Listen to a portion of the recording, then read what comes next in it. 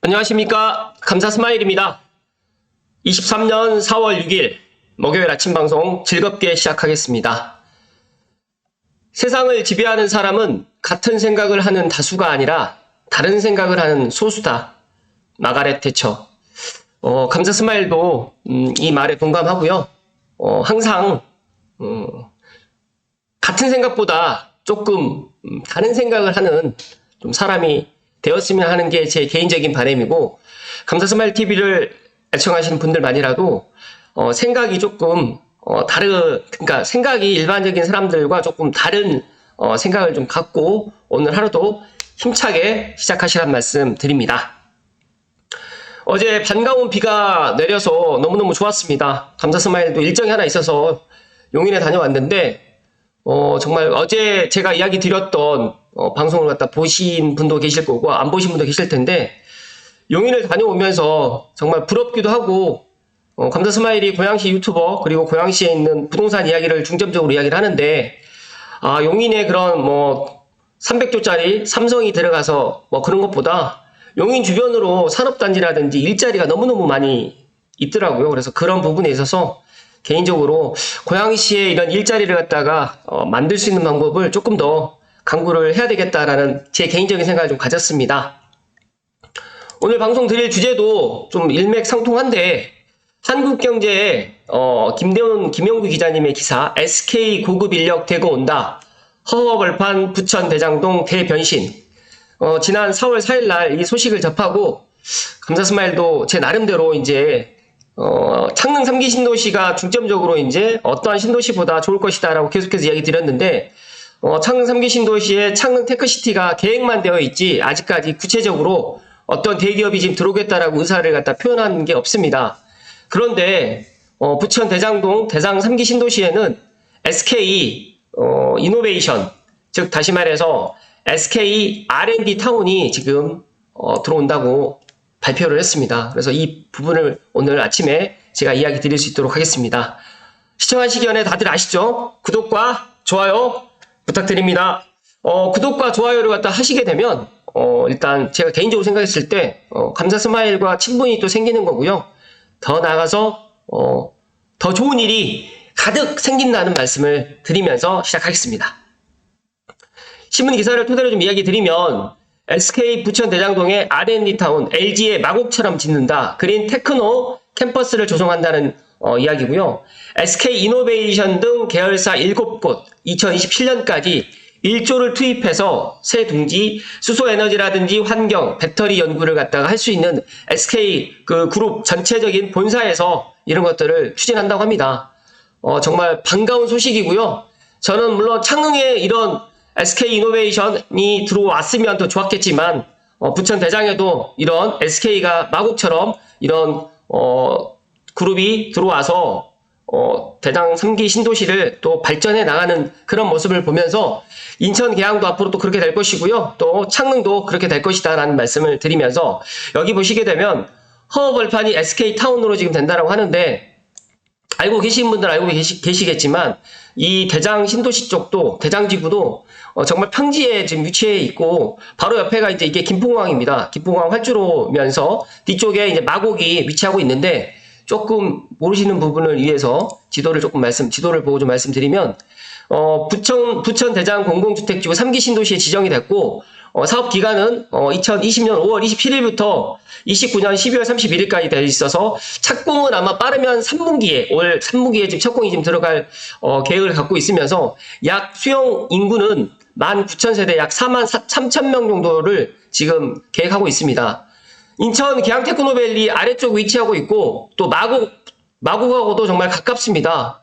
마곡하고 거리를 갖다 제가 한번 찍어 보겠습니다. 정말 가깝다는 이야기를 좀 드리고 싶어서 그러는데, 중심으로 따졌을 때 한 4km 정도밖에 소요가 되지 않습니다. 그래서 너무너무 가까운 위치에 있고, 더 나아가서 이제 서해선이 빠르면 6월 24일 날 일산 소사선이 개통이 되기 때문에, 아마 그러니까 부천 대장 3기 신도시가 들어올 때쯤 되면 이제 서해선까지 다 완벽하게 충남 홍성까지도 다닐 수 있는 그런 가 되고, 또 더 나가서 이제 원종 홍대선으로 해서 아마 대장 신도시에서 홍대까지 연결되는 신설 노선이 아마 2030년 전후로 아마 또 이쪽도 개통이 되지 않을까. 그렇게 된다고 하면 부천 대장 신도시에도 지금 현재는 지하철 계획이 없지만 부천 대장 홍대선이라든지 그리고 서해선이라든지 더 나가서 이제 이쪽에 또 SBRT까지도 지금 계획을 하고 있다고 하니까 3기 신도시에 부천 대장, 그러니까 감사스마일이 창릉보다 부천 대장을 갖다 더 높게 평가는 하진 않았습니다. 여러 가지 그런 뭐 지리적 위치라든지 입지, 그리고 또 김포공항이 있기 때문에 그런 여러 가지 이야기를 해드렸는데, 그래도 지금 SK 이노베이션이 지금 들어온다라고 이야기를 했기 때문에, 만약에 3기 신도시 중에서 창릉 아니면 부천이나 인천, 더 나가서 강서권 쪽에 생활하시는 분들이라든지 서울 수도권 서남부 쪽에 계시는 분들은 3기 신도시 부천 대장을 갖다가 눈여겨보셔도 좋을 것 같다는 말씀을 오늘 드립니다. SK그룹이 3기 신도시가 들어서는 SK R&D 타운을 조성하는데, 마곡 지구의 LG 사이언스 파크에 이어서 대기업이 그룹 차원의 연구 역량을 신도시급 택지지구에 결집하는 두 번째 사례라고 합니다. 그렇기 때문에 엄밀히 따지게 되면 마곡이 첫 번째고, 지금 SK가 들어가는 이제 3기 신도시 중에 부천 대장지구가 이제 두 번째인데, 저는 내심 이제 부천 대장이 SK가 들어오기 때문에 나머지 또 이제 대기업들 중에서 창릉도 좀 들어와 주기를 또 감사스마일이 소망을 좀 합니다. 일단 김동연 경기지사님과 조용희 부천시장, 김준 SK 이노베이션 대표 이사 부회장님, 이한준 LH 사장이 지난 4일 부천 아트센터에서 부천 대장지구 내 제1도시 첨단산업단지 조성사업 입주 및 투자 협약을 체결했기 때문에 제가 생각했을 때 거의 들어온다라고 보시면 될 것 같고, 여기 보시게 되면 약 13만 7천 제곱미터 부지의 연면적 40만 제곱미터 규모의 SK 그린테크노 캠퍼스를 조성하는 사업이다. 제가 문득 생각을 해봤어요. SK에서 왜 부천 대장을 갖다 찍었을까? 근데 여기 찍은 이유가 여러 가지가 있겠지만, 제가 생각했을 땐 서울과 입지적으로 가깝고, 그리고 부천이라는 또 입지, 그리고 또 여러 가지의 그런 것들 따져보고 결정을 했을 거라고 생각을 합니다. 제가 생각했을 때는 마곡 지구에 또 인접해 있는 이런 것들도 하나의 영향이 되지 않았을까 또 생각을 하고요. 부천시도 마곡의 LG처럼 SK를 앵커 기업 삼아서 대장지구의 첨단 기업 생태계를 조성한다는 구상이고, 더 나가서 SK는 여러 가지로 이제 여기로 들어오는 여러 가지 이제 뭐 말 그대로 이제 계산기를 갖다 두드렸겠죠. 근데 저는 이번에 용인에 이제 삼성이 반도체, 그리고 SK 하이닉스에 있는 반도체가 원산면에서 들어가기 때문에 수도권 쪽으로 해서 경기 남부 쪽으로만 또 들어가게 되면 여러 가지의 그런 것들도 있을 것이라고 판단을 하고, 여기는 또 인천국제공항이라든지 또 김포공항이랑 또 가까운 그런 입지도 있습니다. 여러 가지 입지가 있겠지만 제가 판단했을 때 서남권 쪽으로 해가지고 뭐 청라라든지 송도라든지 그리고 또 서울 여의도라든지 또 용산이라든지 접근성이 향후에 좋아질 거라고 판단을 하고 더 발빠르게 지금 또 토지 보상도 어느 정도 완료됐다는 것들 보고 그런 것들 다 감안해서 대장지구로 들어가지 않았을까, 저는 그렇게 생각을 합니다. 그리고 더 나아가서 지금 GTX-D 같은 경우에도 원정적으로 해서 들어가는 것도 제가 판단했을 때 긍정적인 영향을 갖다 또 보이지 않을까, 또 저는 그렇게 예상을 하고, 대장 홍대선 같은 경우에도 조금 더 착공이 더 빨라질 수도 있겠다, 저는 그렇게 또 전망을 합니다. 조금 마음이 아픈 거는 SK가 부천 대장으로 들어가지 않고 창릉 테크시티로 들어왔으면 어땠을까 하는 제 개인적인 바람, 제 개인적인 생각을 좀 이야기 드리는데 조금 아쉽기는 합니다. 네. 계속 아쉽다고 하면 또 부천에 계시는 분들 또 싫어하실 것 같으니까 아무튼 이제 아쉽다는 이야기 안 하고요. 제가 생각했을 때 부천에 시승격 50주년을 맞은 올해를 계기로 해서 또 첨단 자족도시로 부천시가 거듭날 수 있도록 저도 응원하겠습니다. 여기 보시면 SK그룹이 부천 대장지구를 R&D 집결지로 삼은 것은 그린 분야 연구 역량을 집중할 수 있는 서울 근접 입지와 고급 연구 개발 인력 확보라는 두 마리 토끼를 겨냥한 것으로 풀이가 되고, R&D 인력의 남방 한계선으로 불리는 성남 판교 테크노밸리에는 최근 10여 년 새 정부 기술에 있는 IT 기업과 제조 대기업의 R&D 센터가 속속 들어서는데, 여기가 상당히 땅값이 비쌉니다. 그래서 아마 제가 생각했을 때는 LH와 그다음에 부천시하고 협약을 해서 땅값을 갖다가 정말 싸게 또 그런 것들을 갖다 협약을 맺지 않았을까, 좋은 조건으로 해서 아마 들어가지 않았을까 저는 그렇게 생각합니다. 그리고 또 하나는 판교보다 서울에 더 가깝고 강서구와 양천구가 붙어 있는데 또 양천구에 목동이 있잖아요. 여기에 이제 교육, 목동 학원가라든지 또 젊은 또 20, 30대의 그 R&D 인력을 갖다 끌어들이기에는 제가 생각했을 때는 그런 인프라, 여러 가지 또 이제 그런 학군이라든지 그런 주변에 있는 인프라를 갖다가 보고 또 판단을 하지 않았을까. 더 나가서 이제 서울 지하철 2호선 홍대 입구역과 이어지는 대장 홍대선 전철이라든지 수도권 광역 급행철도 GTX D 노선 건설도 추진되고 있다라는 이런 것들까지도 다 감안을 해서 아마 결정을 하지 않았을까 저는 그렇게 생각합니다. SK라는 그룹이 뭐 SK텔레콤부터 시작해서 SK 하이닉스 여러 가지가 있지만 그린테크노 캠퍼스도 상당히 지금 2차 전지 및 4차 산업에 발맞춰가지고 친환경이라든지 배터리, 미래 먹거리를 책임질 그런 신산업 R&D 기지로 삼겠다는 그런 전략을 갖고 있기 때문에 SK가 이제 대장주구에 들어오는 거에 대해서 감사스마일은 상당히 기쁘게 생각을 하고 SK가 들어왔기 때문에 이제 창능도 어떠한 또 대기업이 또 들어올 것이다라고 저는 굳게 믿습니다. 잠시만요.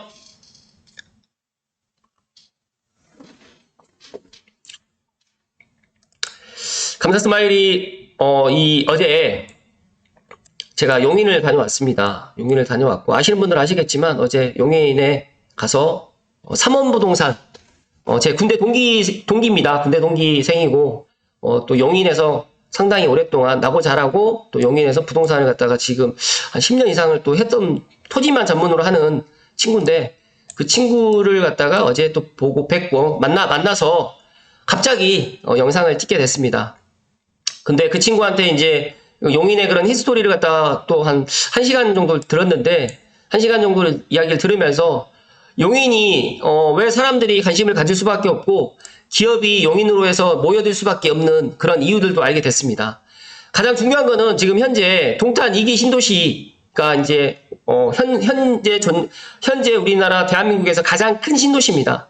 알고 계신 분도 알고 계시겠지만 지금 경부고속도로 또 지하 구간 또 지금 개통을 좀 했고 더 나가서 지금 SK 하이닉스로부터 시작해서 저는 몰랐는데 평택 진이 쪽도 이제 여기 보면 이제 오산 바로 밑에가 이제 평택 진이인데 그 아래쪽으로 이제 고덕 국제 신도시 이제 고덕만 지금 삼성전자가 들어있는 걸로 알고 있는데 진이 쪽도 삼성전자가 또 들어있다라는 걸 제가 알게 됐습니다. 그래서 그런 여러 가지 그런 이야기들을 갖다가 제가 어제 용인 부동산 관련해가지고 또 이야기 드렸으니까 혹시라도 못 보신 분들은 한번 보실 것을 추천드리고요.